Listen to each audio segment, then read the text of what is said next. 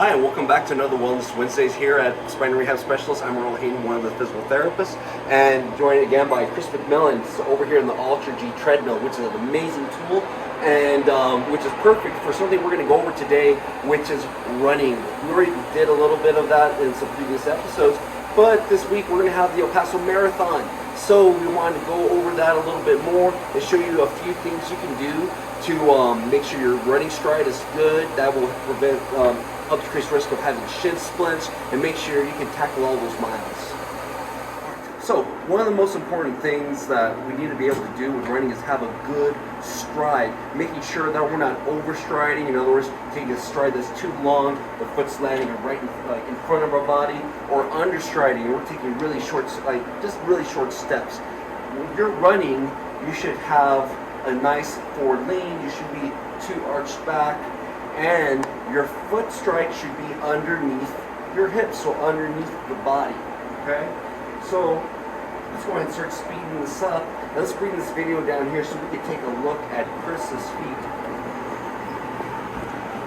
So if we look at his feet right now, where he's striding, he's pretty much landing with his forefoot, which is good, and we should be landing underneath the body. So if you stride out too far, there's a good chance you're going to land on your heel, which research shows actually adds a lot more impact over time, increases the risk of sustaining some type of stress injuries to the ligaments, to the bones in the feet, or even in your shin.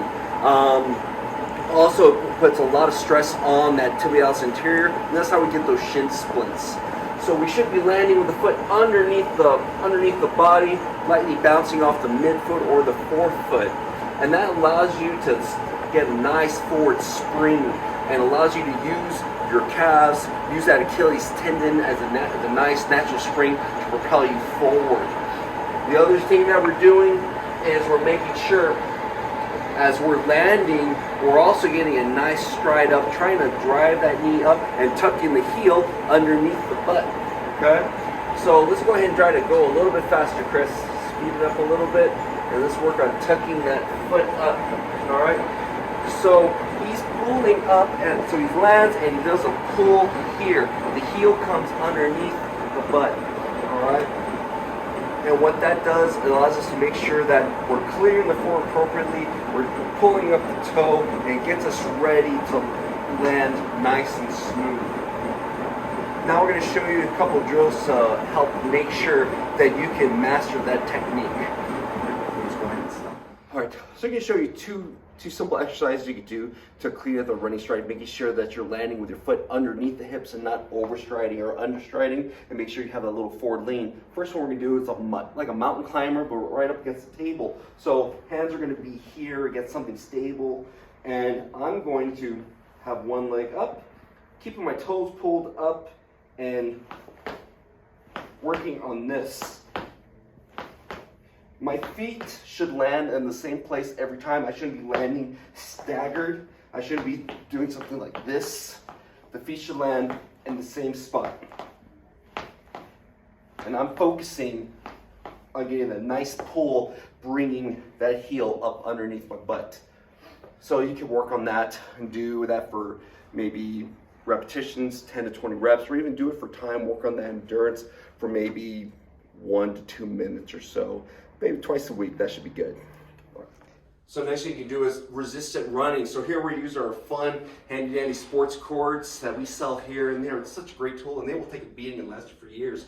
But we have the harness on here, I have a handle here. I'm just gonna apply a little bit of resistance. I'm not trying to knock Chris over. That's too much drama for one afternoon. But we're working on he's just gonna jog, maintaining that forward lean, and making sure he's pulling up those heels and driving forward. So this does several things. One, in order to keep his balance, he needs to keep that forward lean.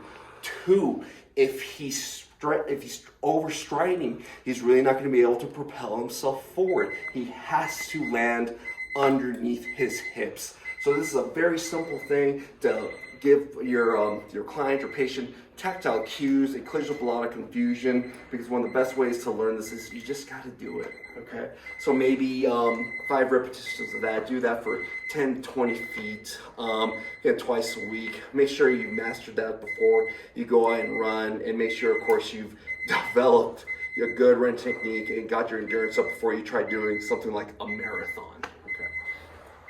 Okay, and those are a few different things you can do to clean up your running stride and make sure you're ready to get into running, jogging, or you're just trying to clean your technique before you try going for a long distance race or the marathon that's coming up this weekend. So join us tomorrow on our Thirsty for Dollars Thursdays, where Harry and Anthony are going to go over more injuries and different things that can happen with running and how we can help you out with those here at Spine and Rehab Specialists.